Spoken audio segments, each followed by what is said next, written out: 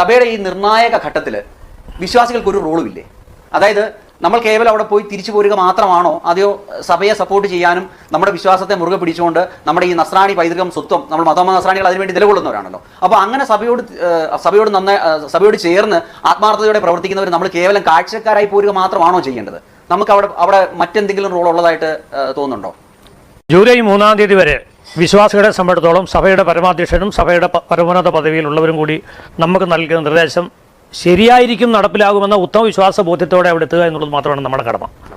അതിനപ്പുറം നമുക്കൊരു കാര്യം ചെയ്യാനുള്ള അവകാശമില്ല നമുക്ക്. കാരണം നമ്മുടെ പിതാക്കന്മാരെ നമുക്ക് വിശ്വാസമാണ്. അതുകൊണ്ട് തന്നെ നമ്മളതനുസരിച്ച് അവിടെ ഇതിൽ പങ്കെടുക്കാൻ സമാധാനപൂർണ്ണമായി തന്നെ ചെല്ലും. അതൊന്നും നടക്കുന്നില്ല എങ്കിൽ സഭയുടെ നിലവിലുള്ള നിയമ സംവിധാനങ്ങളുടെ അടിസ്ഥാനത്തിൽ ഈ ആളുകൾ സ്വാഭാവികമായും പുറത്താണ്.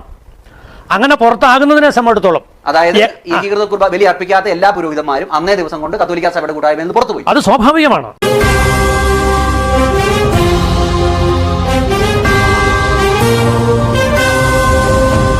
ഒരേ സ്വരം, ഒരേ മനം, ഒരേ ബലി.